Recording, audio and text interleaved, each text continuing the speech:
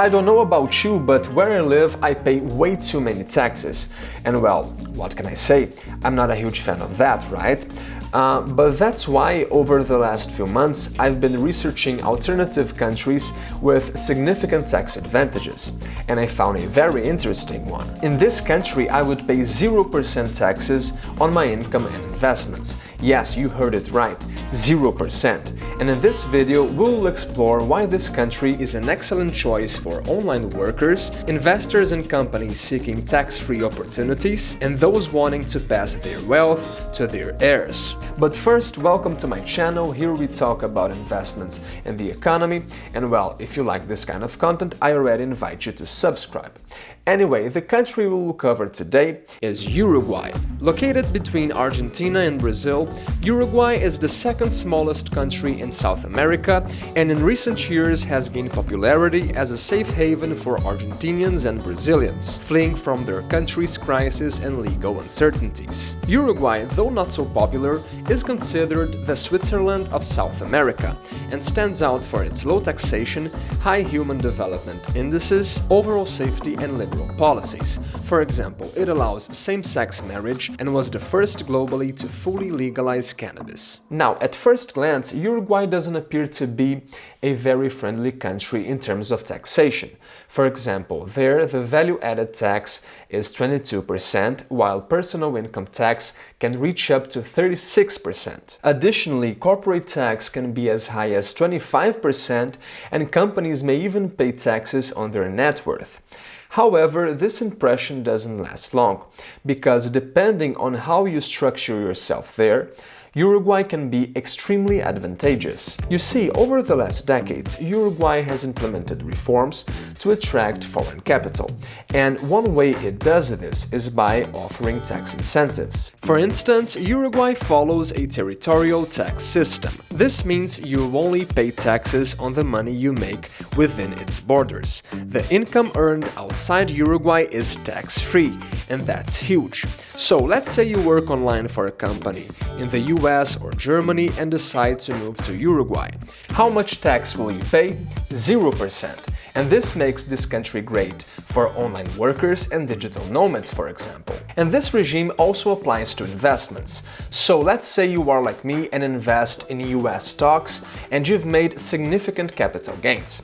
Well, you won't pay any taxes on your gains as they come from abroad. For dividends and interest, you'll also pay 0%.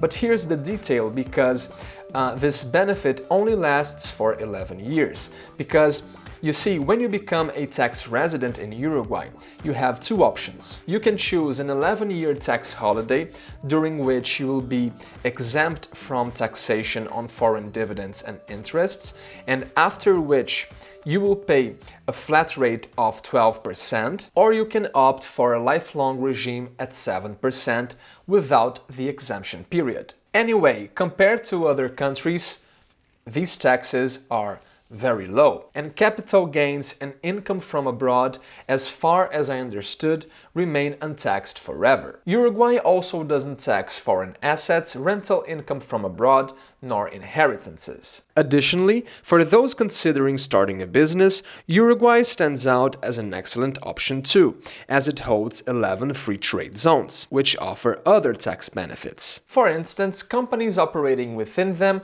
face no taxation as long as 50% of their workforce is local. That's why global and regional companies set up subsidiaries in Uruguay in free trade zones to provide services worldwide or to engage in regional logistic activities. In fact, Uruguay can be an excellent gateway for the South American market, much more stable and safer than Argentina or Brazil, its neighbors. For software companies, this tiny country can also be a great option. The software sector is considered crucial for national development, and Uruguay places significant emphasis on this area. As a result, all income derived from software production and related services is exempt from the 25% corporate tax that would otherwise apply. This exemption holds even if the activity is conducted within the country's borders and the client is located in Uruguay.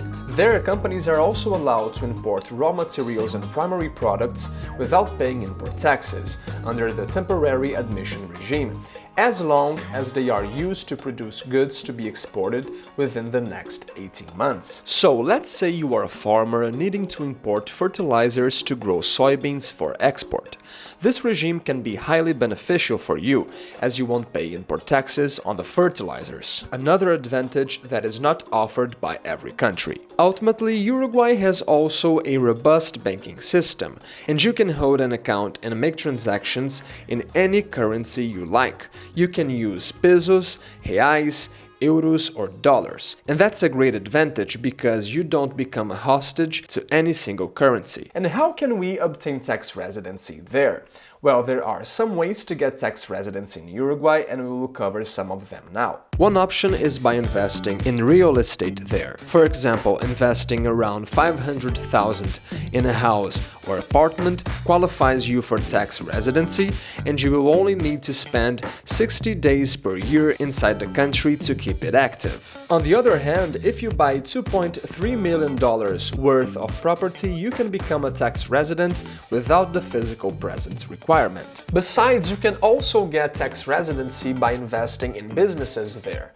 For example, by investing around $2.3 million in a company and generating 15 full-time jobs, or by investing $6.5 million in a company considered of national interest. Now, if you are a mere mortal like me and don't have millions of dollars in your bank account, don't worry, it's also possible for you and me to get tax residency in Uruguay.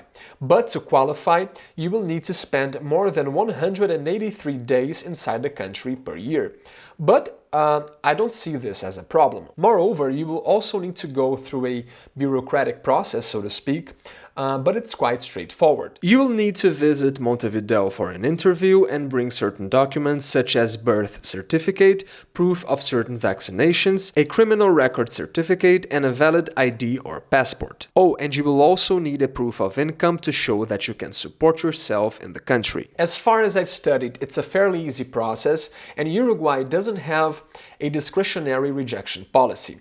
So if you meet the requirements, you will probably have no problems obtaining residency there.